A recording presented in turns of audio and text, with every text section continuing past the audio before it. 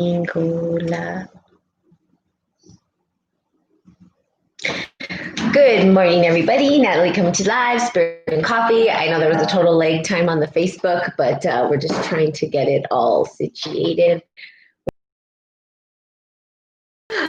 Set up, productions set up, but it doesn't matter, right? You always just go with the flow. That's how I operate, at least. I'm like, you know what? Just go with it. Because you'll never start if you don't just go with it. And that's why some people never start. Yes, because they just don't go with it.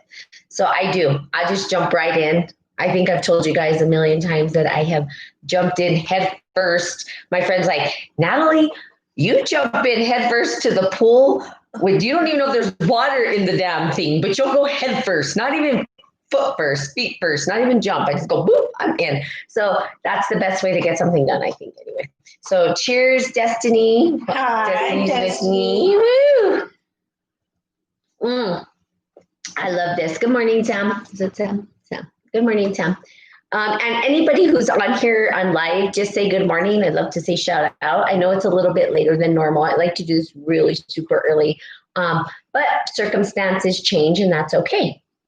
We don't have a set time. We just want to make sure that we're getting information out and having discussions and conversations and all that great stuff. So did want to kind of talk about, I was telling Destiny, what do we talk about this morning? You know, like I just don't even plan that sometimes. I just get on and start talking, and then things start to flow, and then a healthy, natural conversation sort of arises from that. So I was asking Destiny to sort of talk about the experience of living or having the luxury, and I don't know if it's such a luxury, of being around me, because I do talk about this, and I always talk about living into the actual practices and living from, and because you can talk about this stuff all day long, but actually practicing it becomes the hard part. And so I just wanted to have Destiny give a reflection on what she thinks, and then also how it's impacted her life and how she applies all of these, you know, these practices to her life. So what is your take on Auntie, first of all? So Auntie, now that I'm older, it's very different actually. I had, everyone has a story, definitely. But when I was a teenager, I was finding myself kind of going, following others, not really having any individuality, just kind of going with, whatever everyone else is doing. And that's okay too if that's something that anyone wants to. But I knew that I wanted to grow in a different way, and I just didn't know how. I didn't have the resources. I was going to a really good school, but I just didn't know where to start. And so I moved around my house when I was about 16 years old, and my auntie was living here at the time, and that's kind of where it all started. Back then. That's 6 years ago. So back then it was, people thought I was a nut job for a really, really long time with just certain little things that I would say. If I'm getting to choose to live this life every day. I'm getting to do these little things. So I went to leadership. She opened up leadership to me, and that door, and met really amazing people, and was able to understand a whole different world, and being able to, understand everybody's story and not having to collect any type of stories that are going on in anyone else's head, because we don't know what's going on in anyone else's head, whether either way, if we think we know what's going on in someone else's head or not, we don't. So being able to go to, put yourself in their shoes, and being able to, feel for them and have compassion and know what integrity is, and walking in integrity, and, just stuff like that. So I graduated high school. I lived my life a little bit, whatever, but now it's always been, every time I'm around my auntie, I grow like no other. It's like a weed, but like a really purposeful weed that is growing from the ground. It's like it just constantly I'm learning. So being around her, I'm constantly learning. Just and then I'm learning about myself, and then I'm learning about things that I've known my whole entire life, but it just comes up because I'm allowing those parts of my mind to work again, and she allows that is, being able to open up different parts of your mind and being able to work through, certain trauma, certain aspects of your life, and being able to accept certain things in your life and being okay with that. So, yeah. No, dads. Yeah. I was worried. I was like, she's gonna be like, she's a drill sergeant. So I'm like, ooh. No. Yeah. You are, but you're not. Like, you've never, like, forced anything on me. You've never made me feel like we were talking yesterday about me feeling like I had to be perfect. You've never made me feel like that. When I was younger, like when I was like really, really, really young, I thought I had to be perfect. So when my point of view of her, I didn't like her. I didn't. But it's we evolve every day. We evolve every even more every year. So and she did that with it. People could. It takes years to do what she did, and she did it, and everyone thought she was crazy. I even thought she was kind of crazy. Yeah, I'm crazy. But then it made sense, and then people started thinking I was crazy. So and then we were all crazy. We're all mad here. But we're kind of like the Mad Hatter with the tea party. Seriously, but it's a coffee party. It's a coffee party. No, but definitely, I think a lot of people have this like stigma of like who you are because you always seem so Jill Sargent and so in your face, and you need a and it's really not that. It's passion. It's the passion that you have to wanting to give it out to the public and wanting to reach out to as many people as possible. So like, my sister for a really long time just didn't understand why everyone is so hard on her. And now, me and my sister really, really, if it wasn't for my auntie, we wouldn't even be where we're at. Well, I think, just certain things like that. If it wasn't for her, we wouldn't have this open mind and being able to control and having compassion for others and walking in integrity and, being able to take accountability. No one knows how to take accountability. I'm sorry. Not a lot of people know how to stand up and be like, you know what, I did mess up. I'm sorry. That's hard for people. But, I thank goodness it's taken me a couple of years to practice. Don't get me wrong. I fall still every single day, straight in my face. But I will get right back up and I continue doing the work that I've done since I was 16 years old because it works. Trust me. It works. I love that. And thank you, Tiffany. I appreciate it. I really didn't know what she was going to say. This is not rehearsed. We're going to talk about Auntie, though. I wanted, because I thought she was going to be like, she's this and she's that. I'm like, yes. Oh, okay, I have a lot of work to do. But I do get that. And yes, I want to, it seems like when you're in it, so good morning, I don't know who's on here, but when you're in the work, right? Because the work is not easy. It's not, people think it's easy. And they say these concepts, and I about these concepts all the time. And then I say, now go live it and see what happens. See how easy it is to love people when they're cutting you off in traffic, which is my biggest. Yes. Yes, the biggest trigger. So there's other things that trigger me too, trust me. But when you're triggered and it's intention, good morning, no, hi. So it's intentional. Everything I do, let's just say about 95%, I'm going to give myself a 5% window here, is intentional. Every step of my life is intentional. People don't realize it's that intentional. It literally is that intentional. Everything, every thought, every way that I approach things. And she just said this morning, like, you're not a computer, but it's not to compute. It's to be able to give myself the time to do what I need to do on this planet. How we utilize our time is critical. Here's the deal. I will trigger the shit out of somebody, excuse my language. They will not like me, but I don't care. My job is not to make people like me. In fact, I've said this a million times. I'm not everybody's cup of coffee. I'm not everybody's cup of tea, and that is okay. People will get pissed at me. People will point fingers. They will crucify me. They will whatever. And that's fine.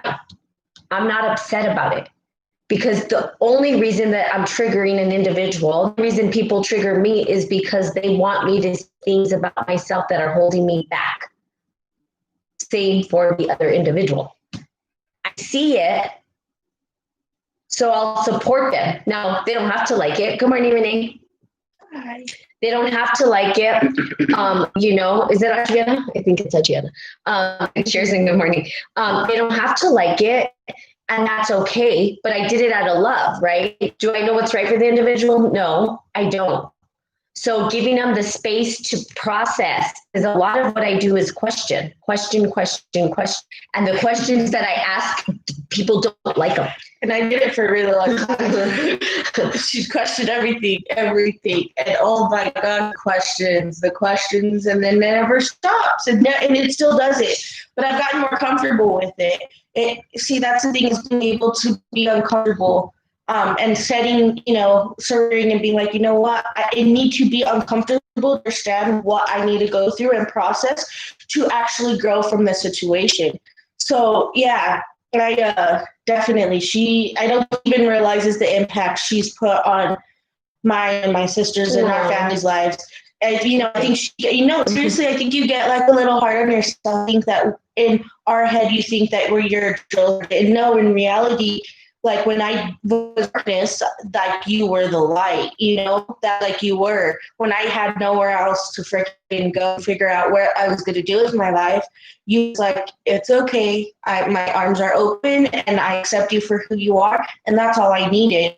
And they're like, so for you, like you are a Joseph, like, yes, you are. Yes, but like you're not. You're a perfect balance. And that's exactly what I need sometimes. Because I don't get a lot of balanced people in my life at all. It's usually very, one-sided or very, never a balance. So you've always been that balance in my life, definitely. I'm okay. Thank you. This is turning out very different than I thought that it was going to turn out, by the way.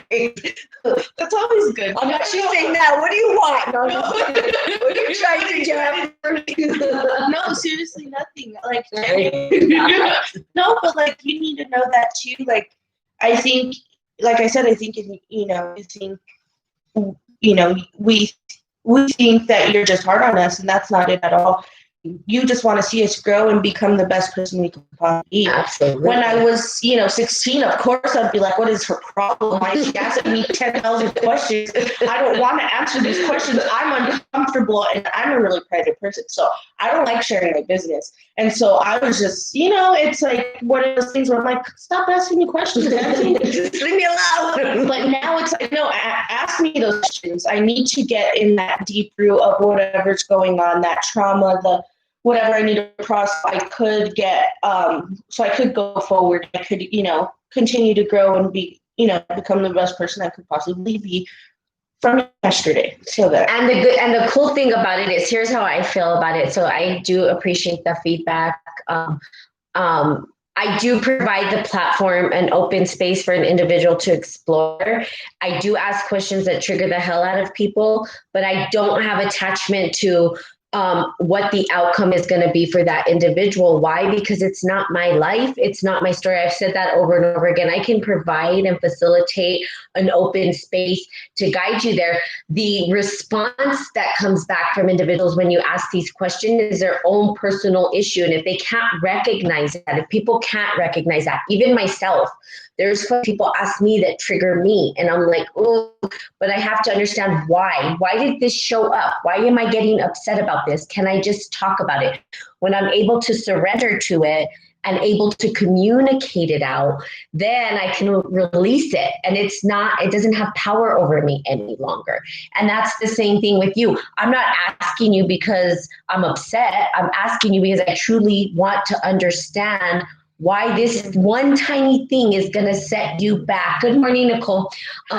Is going to set you back for the rest of your life. Why this one thing, right? It's like the other day. So I'm going to just be vulnerable and honest, right? The other day, Curtis and I had this dispute, whatever you want to call it, fight, I don't know, whatever you want to call it. And in my mind, I'm thinking, why is this one little thing causing such a big ruckus? What's the real issue? The issue is never the issue. And it, to me, didn't make sense.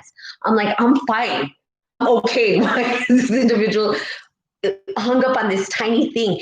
And what I saw from the observer standpoint is the individual not surrendering and then causing their own suffering. And that's what I see. I do it to myself too. And I'm recognizing this with individuals more and more and more and more. And then I take that information, not to say that they're wrong, because they can totally have that perception and they can let that happen. But for myself, where do I, and this is where the work really gets powerful, I look internally and say, where do I make things bigger and issues bigger where I don't need to?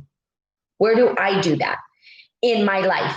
And then I allow myself to go through a process. And when I release that, it gives the space for that other person to understand and recognize that within themselves. So we can see the suffering that people place upon themselves without having to, which is taking something tiny and then making it bigger. Now, it's for a purpose, and it's okay to do that because there's these deeply seated, rooted, subconscious things that have happened that have caused that trigger to be magnified in the external world in huge ways that ripple out. And that for me is like, why? Why do you want to cause your own suffering when you can go through the process, understand the one creating the suffering and release it? And then, so that happened with Curtis and I. And then I feel like I don't know 100%, he's not here. He can chime in if he wants to run in here and say something. But what I felt or what I observed is him saying, I'm creating all this suffering over something like this. What's the deal here? How do I, right? How do I stop? And I did this when I was young with Nana one time. Well, more than one time, but I did this with Nana, my mom. So I said something that was not appropriate. It just came out and I was just joking, but it didn't come out as though joking and nobody thought it was funny except me. And then the joke was on me, haha, but not really funny. And I literally would disconnect from the family and go into my room like I have a temper tantrum for myself. And then after sitting there for I don't know how long, starting to have the internal dialogue in my head and say, Natalie, like, you're the one who's creating this. Go get your butt back in there and apologize, number one. And they're going to love you and forgive you and go eat, because I was really hungry and they was having steak and potatoes. She wanted steak and potatoes. And I'm like, I'm causing my own suffering for what? Why? But I saw this yesterday with Deja, right? Like Chucky, she herself, right? My niece, right? And she was causing her own suffering. She's like, I'm just going to disconnect. Okay. But guess what? We said, you're welcome to join us. We don't want you disconnected from us. We are opening our arms to you. It's your choice to choose into that or not. You do have the choice. Everyone has the choice. Right. So, yes. So I appreciate the feedback. But I do know that I am hard on myself and that is projected. Yes. And there's that part too. Like, I don't think she realizes what she does to herself either. Like, we were talking before, like, we even started about, you're a robot. I was like, but not in like that sense of a robot. More of like, there's this that I need to do, there's this that I need to do. And she has everything planned and everything figured out. And sometimes when it doesn't go her way, it gives her anxiety and she starts freaking out. And it starts like she said, it starts projecting into our world and we start to see it. But, like I told her, she has no idea what the word relax means. She has no idea what it means. but she's, learning, and she's unlearning what relax means in her head and relearning what it, what she, What's what's going to serve her, because it's not serving her right now. But it's, she's working on it, and, she's figuring it out. See, I have problems. She has issues. She has issues. Oh, come on back. Oh, there we go. Okay. So again, learning, relearning. So with Destiny, and what I love about Destiny, I love that she says that she's growing like a weed and stuff. And that does happen. I would say the reason that, I've heard that feedback from other people, like when I'm around you and I do coaching, things start to grow, things start to move. And the reason why is because, are watching with you. Okay. I'm sorry, like Lisa. Okay. And the reason why people grow is not because I'm giving them any kind of anything. It's because I'm giving them the space to recognize how they can grow. That's the big kicker. So even in your life, it's like if you have individuals where you see that they're stuck, rather than trying to unstuck them, unstuck them, you can't do that for them, right? And that's kind of funny. That happened with Curtis and I too. He's like, what do I do? I'm like, pray to God. I can't tell you to be unstuck. I don't know. I don't have the answer for you. I'm sorry. But I can provide you a space where you can explore how to be unstuck. That takes the internal, like, how do I internalize what's going on in my life? And you can say, hey, I need someone to talk to. I have a great friend like Della, which I haven't talked to in a while. So Della is like, she literally would say, okay, so if I need you sometimes, can I just call you? And then I can just like dump all my stuff on you. Like I just be an ear to listen. And then at the end, just say, what are you committed to? And I said, yeah, absolutely. So you can do that for a friend. If you have a friend who's like, I just need to get this out. I don't need any kind of advice. I don't need any feedback. I just need someone to listen. When you allow someone to speak without interruption and they just want to dump and you're just like, okay, you're ready to take that information and then let it go and then just ask them what they're committed to, that gives them the space to grow, the opportunity to explore. So it also gives them time. And I know time has been a big thing, time. We keep bringing up time, but time itself, we only have in this vessel a limited amount of time to observe the space we're in right now. We know that our bodies eventually will go away. Now, where we go, what other space time we go to, we don't know. There can be like billions of possibilities, right? Exactly. So it's just, with our bodies, our vessels, we only have a limited amount of time. So I was telling Destiny this morning, and in that space, that's why I'm so calculated and intentional, because I have a mission I've got to accomplish. And I can't, if I'm taking away from that time, it's like, why? So I'm not saying that having issues with people. No, exactly. Is, that if I have a confrontation with somebody and I'm like, in my mind, I'm supposed to be focusing on this. Why is this showing up? And I start to get anxiety and this is not the way it's supposed to go. It's a lesson. It's a lesson. Yeah. No, definitely.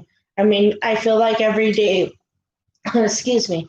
I feel like every day we go through lessons, and it's how we deal with them and how we reflect, how, at the end of the day, sitting back and understanding where could you have went different if you did, if you were a little angry or if you were mad or, whatever the case is, but reflecting and, seeing where that rooted from. Because I even go back, and even if I don't think I'm in the wrong, I sit back and I'm like, where did I go wrong? Where could I have said something differently? So that way the situation could have gone a little bit differently, and taking accountability and being able to be vulnerable and allowing, if that person wants that, gratification of knowing everything, then okay, everything, surrendering to that and understanding that not everyone's going to understand that. But yeah, definitely. And just to get back to Nicole, no, definitely. Very true. Yes. Read it? Yeah, it says, very true. I've been doing lots of self-love and reflection to better myself, having the choice to project out and to let in. Definitely, me myself, learning what self-love is and reflection and, writing down in my journal, little things like that. It does help. I know, me and all of us were little stress balls. That's what I like to call us. And, sometimes we don't know how to just, relax or, do self-love or, so learning how to unlearn what self-love, what this world projects what self-love is, and learning what it's, what serves you in your life.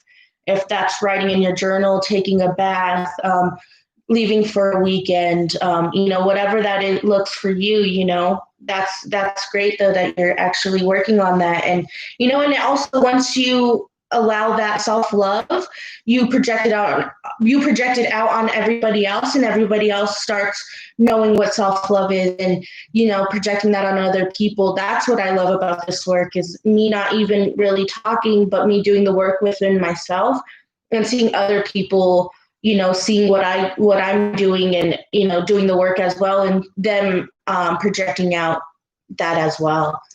Oh, I love that. It's just be, right?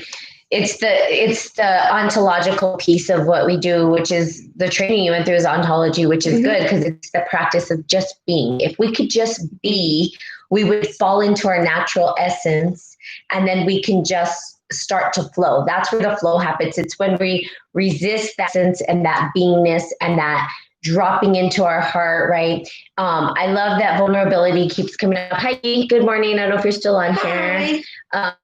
But that piece right there, the vulnerability, the openness, and then just sit back and let unfold what will unfold. And of course, there are going to be lessons where the flow does stop, and that's okay, because that's part of flow. Even though we think it's not, it's part of us learning the understanding of what might be the obstruction in keeping the flow from going. So if we get it, if we get the lesson, then we're open up to more flow. So one question that I had asked a master trainer, and I've said this millions of times, I think on here before, but I'm gonna say it again. I asked one of our master trainers, I said, how do you catch the wave and stay on? Because we catch these flows, right? These waves. And she said, that's a great question. Well, she happened to be from California, where there's surfers. And so for her, it was a great way analogy to describe and explain the flow. So she said, well, tell me, what surfers do when they catch a wave? And I said, well, they ride it. And she said, yeah. And what happens when they fall off? And I said, well, she said they do. I said, well, they go back and then they paddle back out and they catch the next wave. And she's like, exactly. It's a practice. It is a practice. Now, the one thing she did say, and this is something that I will say to you, is you don't want a wave that's so high that when you crash, it's going to you could, but that's an extreme. So really what I'm looking for, hopefully you're looking for when you talked about the balance, is that you catch the wave that cruises you along. Just cruises you along. And then when you come down, it's like here, then you get back up and you pedal and you catch that wave again. If you catch the big wave, right? And I don't know if you guys have ever watched Point Break, he was searching for that big wave and then he got swallowed up and never came back. I mean, if that's what you're looking for, to catch this big high wave, Watch the movie. No, I'm just kidding. And swallowed by it, go for it, because the higher you go, the greater the fall. So what I'm talking about is just finding that middle. And this is where you can create more time. And this is where you can have more time to create your birthright, which is what Spirit and Coffee is about, right? How do we create our birthright? And so finding that balance, and that's what I'm looking for, especially with slowing down a little bit. The more I slow down, the more time I have. Why? Because my thoughts are clearer. So when I do go to create, there's no mumbo jumbo in there. There's just creation. So finding that. And I love the self-love. Yeah. Getting back to self-love, because I say I love myself, but self-love, part of that is nurturing the body. Definitely. And the mind and, everything, sometimes taking a break and, like yesterday we were talking about being silent. Sometimes, like if you are in a partnership or in a relationship, whatever, sometimes it's not always for the other person. Sometimes it's for the other person, and being silent or taking a bath or, leaving for a little bit or writing in a journal, writing a song. I mean, anything you could possibly think of that you love to do, definitely tap into that and see, just a little bit, even just to see what even happens and finding that balance. Because, like I said, here in this household, some of us really just don't know how to relax, and this one especially. So, but yeah. I'm trying. I did it yesterday. You did. She did. She's learning very much so. But yeah, it's that's definitely a good practice, and not just a practice, but something that should, at least 20 minutes of your day, and having that self, reflection, or doing what you love for the day. I know what we could do now. So we're gonna wrap this up. Totally appreciate Destiny for getting on here. Thank you again for being a guest. I love it. I wish we'd do this all day, every day. Cheers. With a better studio. Okay, we will get on our game plan eventually, I promise you. But I'm figuring it out. But resume. Oops. Okay, getting back on our game plan. Because I just think that the words that we speak are more important than, right? I want people to hear the content, but obviously people are visual. I get that. So, but the content itself is what's important anyway. In my personal opinion, it's about quality, not quantity. But eventually we will have a studio that's nice, and so that it's set up for the platform to do this and have guests and all that kind of stuff, which right now we're not 100% there. It's okay. But the content itself, it doesn't change, and the content is what's important. So hopefully you're getting something out of it that's going to support you to move your day along. And for today, practice relaxation, or do, like she said, the 20-minute ritual that's going to help you sort of allow yourself the space to just breathe and be open, and then you can get to the tasks that you need to.